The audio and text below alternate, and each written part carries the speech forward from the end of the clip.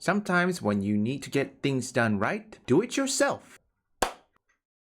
Before I begin, I just wanted to say a little recap. Now, it's been a darker time not just in Hollywood, in TV shows, video games. Right now, many game devs, creators, or anything, they've been laid off. One of the reasons, in my opinion, that everybody could agree is corporate greed. Like for example, Suicide Squad Kill the Justice League. That game cost Warner Brothers $200 million in revenue. The video game journalists refuse to admit it. The real question is, how can we fight back? This is a solution from C.S. Lewis. Yes, C.S. Lewis, advice to j.r.r. Tolkien, reveals how to fight back and win. And that is to create your own. It's why you see the rise of indie developers. There are many of them. If I had to make a guess, most of those indie developers were mainly former devs from big publisher such as EA, Activision, Riot, Respawn, Insomniac, Rocksteady. So let's get into this article from That Park Place. As Hollywood and AAA video game developers burn iconic franchises like Star Wars and Halo to the ground, C.S. Lewis, advice to j.r.r. Tolkien, reveals how to fight back and win.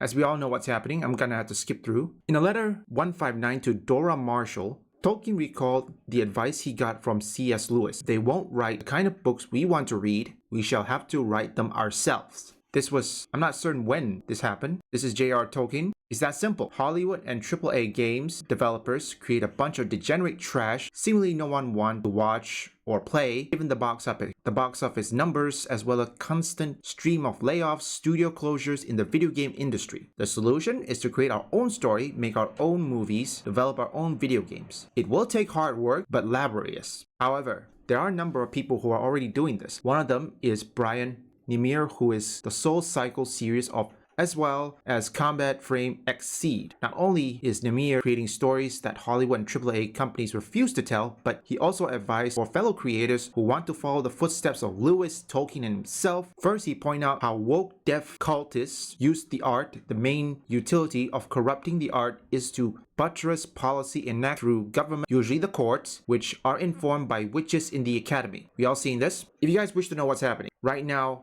since COVID, many woke activists managed to infiltrate not just the video game industry, but Hollywood as well. I think they first started on Gamergate 1, and the seeds probably already been planted by the time 2014. I believe when the release of Battlefield 5 or Battlefield 1, that seed has already been planted. And when Anita Sarkeesian and Zoe Quinn started Gamergate 1, well, everything kicks off. Yes, there was censorship during that because Twitter was run by woke leftists. You guys don't know, even though I don't have Twitter yet, I don't even use it anymore. Rarely. But now, Elon Musk bought it, and want to know what happened next? There will be no censorship, and thus what happened with Cabrutus Rambo's Steam Curator page and the harassment from Chris Kendrick of Sweet Baby Inc., that kicked off Gamergate 2. And this time, it exposes people. For the record, I normally wouldn't get involved in this, but then again, I see what happened because I know if you ignore it too long, they're gonna come for you eventually. And another thing is that one of my beloved franchise is being tarnished or being ruined. I'll give you for example, I don't know which one. I'm getting off topic, okay? But regardless, even though it didn't happen, I knew one of my favorite franchises is gonna be coming for those woke leftists. And it did. One of them is Mario. I mean, I used to love Mario when I was a kid, but now it's different. Another thing, let's see more what it has to say before we continue any further. Nemir proves an example for a demonstration how the process works. Let's pretend the degree comes down from cult high priesthood. Instructing cannibalists is the new sacrament. The cultists don't rush to draft legislation enshrining cannibal as a protected class. Not yet. First, academics update the cult's canon with the new ritual cant. That's when mid-level priests in New York and Hollywood come in, weaving the new dogmatic formula, retroactive spells for use on the general public. So what you're first is a goofy but lovable character on a Netflix comedy wherein he unwitting samples human flesh. Punchline comes when he learns who he really eating, but decides he likes it. His exotic appetite becomes a running gag, while his character portrayed as normal and relatable. Meanwhile, well, you guys can read this. I'm not gonna read the slut to unpack. Pause if you want to read this. I'm gonna get into the meat potatoes. Not only does Nemir explain how woke dev cultists do this, but he also shares how you defeat them. It's the same advice Lewis gave to Tolkien. Starting a parallel cinema scene might be the best option. It's easier and cheaper than ever to make your own movie. An enterprising director could feasibly crowdfund a slick little indie film, professional grade editing software, even high-end hardware like Redcam, within a guerrilla production's budget. However, Namir takes it a step further to bring movie audience to your way of thinking, show characters they like being successful by acting in line with your moral standard. Contrary to what anti-message fiction purists says, this method does not have to involve ham-fisted preaching. In fact, the subtler the delivery is the better. Finally, he renewed the culture, tell the story, or perhaps to renew the culture, tell the stories with appealing heroes who win using Christian moral principle or any other religions, at least. Well, here it is. And that is exactly what both Tolkien and Lewis did. Tolkien detailed in letter 142 to Father Robert Murray, The Lord of the Rings is of course a fundamental religious and Catholic work unconsciously, so at first, but consciously in the revision. This is why I've not put it in or have cut out practically all reference to anything like religion's cult practices in the imaginary world, for the religion's element is absorbed into story and symbolism.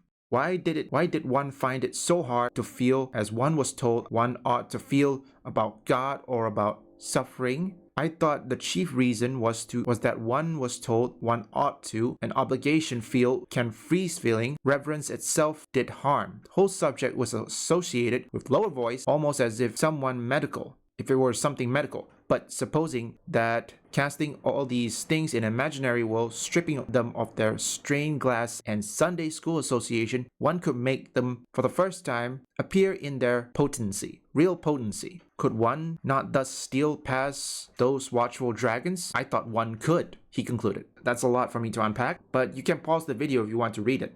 Overall, I think that's how you fight back. Look, there are many indie developers and indie filmmakers, and they're trying to do the best to give audience what they need. And guess what? I'm certain most of those indie developers and creators or filmmakers, they're doing a good job. Yes, they may not get the similar success as Hollywood or those big budget AAA video game developers, but at least it's better. So I think it's time we give exposure to these indie developers. Regardless of where they are, they're creating their own things. That's important. Like Dumbledore said, happiness can be found even in the darkest of time. Remember that. Leave a like and subscribe. Put every of your suggestions in the comments. You can visit my Discord. I'll put a link on it in case if I forgot.